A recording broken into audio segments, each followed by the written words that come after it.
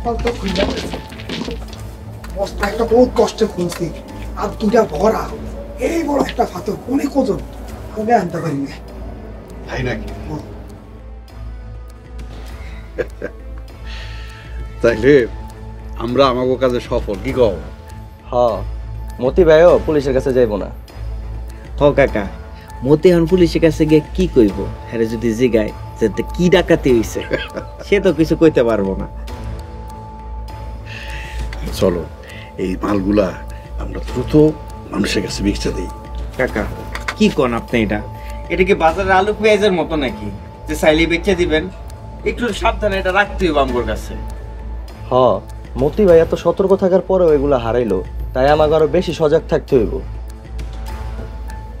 কিন্তু তুমি যে কইলা এই এই মালগুলার দাম প্রায় 10 কোটি টাকার মতন হইব, এগুলি বেচুম কার কাছে? এখনো ঠিক করি নাই কাকা, তবে লোক পাওয়া যাইব, আর পাওয়ার লগে লগে সব এক লগে বেচে দিব। ভাই, একসঙ্গে সব বিক্রি করবেন? একসঙ্গে বিক্রি না করে আস্তে আস্তে বিক্রি করলে ভালো হইতো না? মতি ভাইরও দেখছি সব আস্তে ধীরে বিক্রি করতো। মতির মতো বলে আমি করবো না। এটি যতদিন আমাদের কাছে থাকবো তত ঝুঁকি বেশি বাড়বো, তাই যখনই পাবো সুযোগ এক লগে সব বেচে দিব। তা বুঝলাম, কিন্তু এই যে এত মাল এক লগে বেচুই না, কাস্টমার পাবো কই? এখনো পাই নাই, তাই কাকা চিন্তা করেন না, আমি খুঁজে বাই করবো।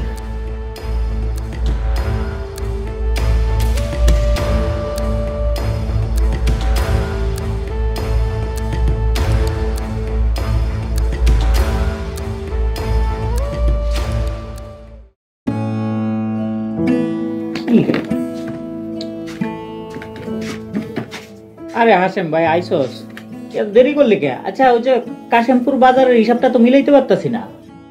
সব খাতায় লেখা আছে, দেখেন। না না, ভাই আমি আপনার একটা কথা কমু, কি করবি কস না। আমি আর আপনার এখানে চাকরি করতে পারবো না। কি হয়েছে ভাই, মনটা খারাপ? না ভাই, কোনো সমস্যা নেই, আমি এমনিতে আর চাকরি করব না। ও বুঝছি, তো টাকা লাগবে না? কয় টাকা লাগবে ক? নাকি বেতন বাড়াইতে হইব? আর এটা কোনো ঘটনা নাকি? কত বাড়াইতে হইব ক? আমি বাইহানি বাড়াই দিতেছি। না ভাই, টাকার জন্য না, আমি এমনিতে আর চাকরি করব না। তাহলে এখন কি করবি? ব্যবসা করার ইচ্ছা আছে, জানি না এখন কি হইব, কিন্তু আমি আর চাকরি করতে পারবো না। ঠিক আছে, তুই যখন সিদ্ধান্ত নিয়েই ফেলাইছস, আমি তো আর তোরা জোর করে আটকায় রাখতে পারি না। যা তাহলে। ঠিক আছে ভাই, আপনি ভালো থাকেন। আসসালামু আলাইকুম।